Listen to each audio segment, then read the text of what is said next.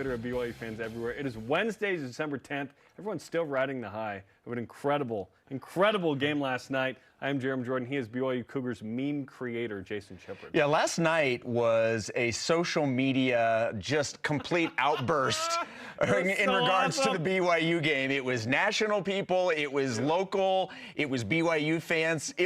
What a weird night of basketball that just ended so perfectly for BYU fans. It was amazing. And, you know, there's a phrase around these parts, choose the right. I think you and I probably had the little rings in private. I've got it right here. Get one right now. Just making sure it's on the right finger because doing this to the camera is probably not the best idea. This is BYUtv. It's family friendly. BYU Cougars tweeted out the following with Rob Wright, the ball in his hand, choose the right with his last name, W. Right. We were all thinking it, and then for BYU to just actually put it out, it was next level. I loved it. There were other reactions that were great, too. How about Nike basketball? Came to the Mecca just to water the garden, quoting an Dybantsa dunk video. And then Mike Golick Jr., amazing. I would love to be so big, strong, and athletic that I could stop a whole basketball game by dislodging the hoop with the ferocity of my dunk, referencing Keva Keita's. Yeah, that's what, a 15, 20-minute delay? Yeah. Now, Colton Potter, our producer, was headed to a movie that started at, I think, 7. He had to kind of walk in late because he's sitting in his car still watching. He didn't want to be the guy in the theater with the phone on. You know, what was interesting was that whole thing, that could have very easily been something that completely derailed. Because BYU was on a roll in the second half. And then you have this long pause where, that could have derailed everything, but it seemed to energize BYU because they picked right up where they left off. The poor dude's, got his wrench out in front of millions of people trying to hurry up and fix the backboard in the room. That was crazy. Yeah, that was pretty cool. What a game, what a moment, what an all-timer at Madison Square Garden. All rise and shout. It's time for What's Trending. Second half, BYU's going to have to be a lot stronger. One for Dybantsa, who is taking over here in the second half. That's how the Cougars take the lead. Up right to third. Just won it for BYU. What's Trending is presented by Intermountain Healthcare, the official medical provider for BYU Athletics. The Cardiac Cougs do it again. Largest second half comeback in BYU men's basketball history, down 22 to beat Clemson at the buzzer. Dybantsa led the charge, outscoring Clemson himself, 22-21 in the second half. He had a career-high 28 points, career-high 9 rebounds, career-high 6 assists as well. Those were all game highs. What was better, Rob Wright III's buzzer beater or Dybantsa's second half? Yes, all of it. Correct. Look, the shot is going to get what was the best because it's what won the game. It was the most dramatic moment. It could have gone to OT if he of the entire game. But BYU's not in that position if Dybantsa doesn't completely, yes, absolutely, put the team on his back in the second half and go to work at the Garden. So it's Should we call him the gardener now? He's the gardener? Maybe. Look, let's put into context exactly what BYU did last night. And I tried to talk about this a little bit during pregame yesterday on the radio. Like, this is one of ESPN's biggest games because of the Jimmy V Classic and how invested they are in all of the things that Jim Valvano was doing with cancer research. This is a big, big deal for these games. You're at the world's most famous arena. You're at the Mecca of basketball at Madison Square Garden. Dybantsa put on a show in the biggest venue on one of the biggest games of the year and did it for BYU. And then for it to end that way, you could not have asked for anything better last night. The only thing better would have been AJ making the buzzer beater. Right. But he wasn't open. Richie and AJ weren't open. Rob got open and drained a 3. It was incredible. An unbelievable stage, as you mentioned. And the famous quote from Jimmy V is, don't ever give up. Don't give up. Don't ever give up. Yeah. And BYU did not. They went down 22, where at one point it was a 98.5% chance to win for Clemson at 44-22 with 18:52 left. A couple notable things. Obviously, the second half Cougs, they continued to do this. Nearly did this against UConn. Had to do this against Delaware. Had a crazy second half against Cal Baptist. BYU is a second half team. They are 9 points better in the second half than they are in the first. Notably, in this game against Clemson, remember, if you go 1.15 points per possession, you're probably going to win. 1.5 in the second half, 0.759 in the first. Rebounding difference. Chris Budden at halftime said, that Kevin Young said, we got punked in the first half on the boards. BYU was -9. Second half, they were +7. BYU counters a 22-0 run from Clemson with a 22-4 run. So it was an incredible performance. And AJ, like many a great player, has a showcase game in the Garden. Remember, Jimmer had one with the Knicks. Obviously, LeBron and Kobe have had their games in Madison Square Garden against the Knicks. AJ rose up. And in the second half, not only in TD Bank Garden in Boston, where he's from, 45 minutes south, and now in New York, on a massive stage, he showed up in a major way. This game was because of AJ Dybantsa. It was scheduled because of him, and the result is because of him. It was amazing. And the multiple lobs to Keba Keita, I won't be surprised, and his own dunk, which was teeth grinding. I scared my 1-year-old because I screamed so, jumping around. Unbelievable performance. AJ outscores Clemson himself. And he did it all. Like I mentioned, career high in not just points, but rebounds and assists. He put BYU on his shoulders, and those shoulders can bear the burden. Incredible game. I dare say it's for sure a top 10 game in BYU history. It might be top 5. Yeah. You think about all the great games that BYU's played on certain stages and those results. The comeback combined with the buzzer beater, combined with the location, it's one of the greatest games BYU's ever played in the history of this basketball program that's been playing since 1905. Well, and you think about how miraculous what BYU did in the second half was. Then you combine the fact that what happened to them in the first half was almost as miraculous that it even happened.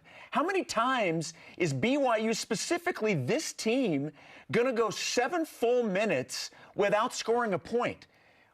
They did not score the final 7 minutes. It was a 21-0 run by Clemson to end the half. That was as incredible as what we saw in the second half for it to completely flip, where BYU outscores them 45-21 in the second half. To have both sides of that coin in the same game, and then for it to end on the buzzer beater, this was sort of unintentional comedy to me, and maybe I'm the only person that even noticed this. But there was a shot right after Rob hit the buzzer beater, and then everybody mobbed him in the corner, so the opposite corner. And there's Kevin Nagandi. And Common.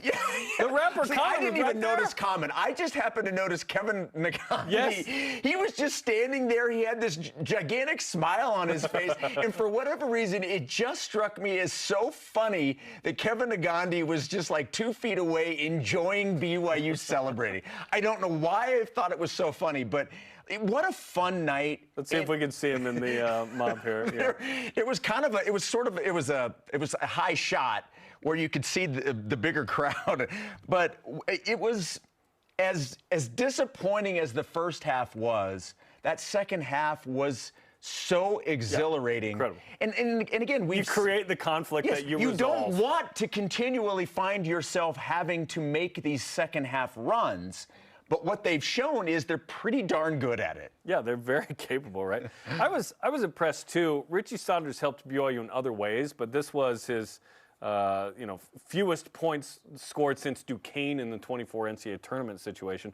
5 points, 2 of 11, 0 of 7 from 3. He helped BYU on defense. He helped with energy. He did other things. But BYU didn't shoot themselves back into this game from 3, Shep.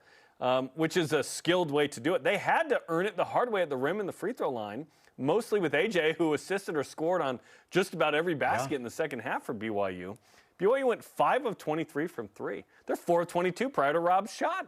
I mean, that was wild. So shout out to AJ and Rob. And again, Richie helps in other ways, didn't shoot the ball particularly well. But what a game from BYU to beat Clemson. And now they're going to win the next 4. They're going to finish non-conference with 1 loss to UConn by 2 points. Well, crazy. In the post game, Greg and Mark were asking Coach Young about to kind of take them through the play, and one of the things that he mentioned is that this is kind of one of his things that he's really good at, because it's something that he handled when he was an assistant coach in the NBA. He was in charge. He was in the NBA? He was in the NBA. That's cool. These inbound plays at the end of games, things like that. So this is kind of his specialty. And what was interesting is he said the play that they ran has 3 options.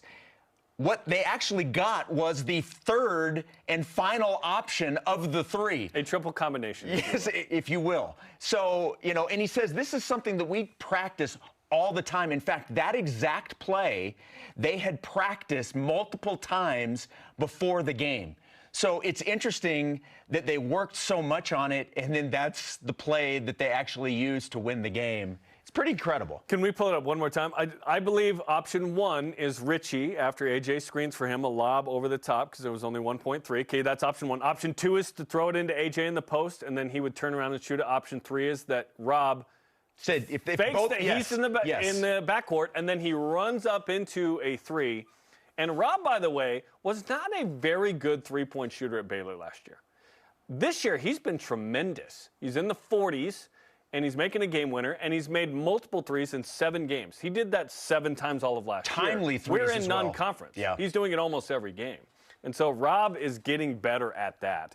And now he has a shining moment that he'll remember the rest of his life. Well, he said he had never been to the Garden. No, he's made a buzzer beater in the Garden. One time you go to the Garden, What? you win it at the buzzer? For one of Delaware's finest. He's the only person I know from Delaware. Rob Wright III, shout out. Tremendous game. Amazing. All right, so AJ, obviously, you mentioned it. This game was scheduled as a showcase for BYU and for AJ. He certainly did not disappoint. Everybody was there to see him in this game specifically. Right now, ESPN has him as the number 2 player in college for the upcoming draft. Did he play himself into the number 1 overall pick last night? I mean, you could argue, yeah, but it's also December 10th. Correct. I mean, there's a lot of ball to be played. There's the combines, there's so on and so forth. But it's hard to watch that game and not feel like, isn't that the best player in the country? That's not draft pick, best player, period. I mean, there are a lot of great players, and there are a lot of great freshmen this year, especially in the Big 12. This freshman class is insane. It's incredible, all over the place. But it's fun to know, and we've only felt this a couple of times in BYU history, I dare say, just with Danny and Jimmer, that you walk into the gym and you know you already have the best player in the gym, no matter who you play. BYU has that with AJ. We hoped he'd live up to the hype. He has, and some. I mean, he took it up a notch. He took it to 11 last night. And, yeah, I could see the argument for him as the number 1 pick. Not too worried about it, Shep, because we're quite a ways off from that. But he played great last night, his best game so far. Yeah, this will be a conversation the entire season. Darren Peterson and, Cam Boozer, all these guys, AJ, they're all... Those are kind of your consensus. Those are your top 3 right there. But then you've got Caleb Wilson, who I think is Salmon Person against North Carolina. He's unbelievable. Koa Pete. I mean, the list goes on and on. But, yeah, this will be something that we follow throughout. And some of it, you always hear, especially at draft time, well, we're going to take the best player available. There still would be an element on who actually gets the number 1 pick as to who the pick will be. Even if you're going to still take best player available, it still plays some role on who actually gets to make the pick. Go everybody not named Utah Jazz against Jazz so that AJ in Salt Lake. Oh, can you imagine? That'd be nice. I can't imagine. I can't imagine. We've seen him on that court 3 times. Yes, we have. He plays quite well at Delta Center. Yes. No, the Delta Center. Yeah. Come on. I'm even employed by those guys when I say the Delta Center. Our question today is this. What was better, Rob Wright III's buzzer beater or A.J. Dybantsa's second half performance against Clemson? Do you like good, better, or best? Dave Hackett. What does Dave have to say today? Dave says, if I'm only allowed to pick one, then I got to go with the buzzer beater. An emphatic exclamation point on a triumphant comeback. Well cogitated. Ben Peterson. AJ, love the buzzer beater, but they don't get there without AJ. He was clicking on all cylinders in the second half. Those 2 lobs to Keita and his dunk were things of beauty. Never had a player quite like this at BYU. I dare say they may never again. We hope so, but you just don't know what things are going to look like. Enjoy every little morsel and second we have AJ here. It's special, man. All right, continue to weigh in on X, Facebook, and on Instagram. Well, last night after the game, everybody was feeling really, really good, and then bit of a downer. Some downer news coming out. BYU women's volleyball Suli Davis announcing on social media that she plans to enter her name into the transfer portal. It's the second BYU player to do this, so joining sophomore setter Alex Bauer. So what was your reaction to this when you saw this? I actually got a little bit of heads up on this. So, yeah, the shock of the moment wasn't there for me. It was previous. But, yeah, disappointed because I want her at BYU. Every student athlete's going to make the best decision for them and so on and so forth. But Suli is a generational talent. She led the country in kills and kills per set among freshmen. She set the BYU record in those as well. She really helped carry this team. Was the number one option offensively. She's going to be one of the greatest players that BYU ever had if she stayed here for several years, and unfortunately it looks like she's going to go to the portal. I am told that there's a possibility she returns. I don't know how big of a percentage. I'm hoping she does. But the fact that Alex and Suli, both first-team all-conference players, Suli, the Big 12 Freshman of the Year, jump into the portal, very concerning. Just kind of what's going on in that space, what needs to be done in that space. There's some questions that are fair to ask at this point. So, yeah, disappointed with these two jumping in the portal because I know and like these two players and would love to see them at BYU for a long time. Yeah, my reaction was shock. Obviously the news about Alex was a couple of days ago, and then, knowing how important and how, you used the word generational, knowing how good Suli Davis is, to see that she's going to put her name in and is considering leaving BYU. It was shocking, and without knowing the reasons why, there's a myriad of reasons why somebody would get in there. Without knowing why, it's hard to understand because you're assuming that when these players are coming in, that they're going to be here, and especially somebody that that was so integral to what BYU was doing. Yeah, hopefully, it was good to hear you say that there's a chance that maybe they come back. I certainly hope that's the case because you do not want to lose talent like that from your program, no question. Yeah. ESPN's bracketologist Charlie Cream has BYU women's basketball as the first team out of the NCAA tournament as of his latest update yesterday. Shep, voice of BYU women's basketball on the radio. How are you feeling about BYU 10 games into the season?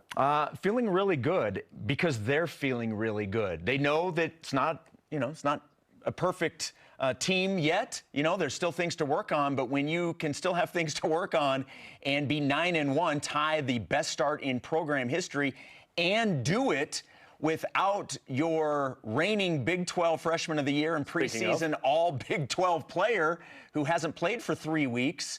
And a buzzer beater. And the freshman class has come in and been fantastic, and they've really helped carry this team. This is a team that can hopefully make some noise because they are gaining confidence game after game. My expectation personally is not that they make the tournament this year. I think next year, yes, you take that step. So if they're in the mix, that's great. It is December 10th. They're off to a great start. Let's see what Big 12 play yields. And the fact that they're winning without Delaney is big time, as you mentioned. Love watching, Olivia Hamlin and Sydney Benali. Lotta Rockel is a double-double machine. They're fun to watch. And they have 2 home games this week, by the way, so check them out if you're local. Come to the games, listen to the games with Shep, watch them. They're fun to watch, and hopefully they surprise us and make the tourney this year. Yeah, it is a fun brand of basketball. They are a fun, exciting team to watch. All right.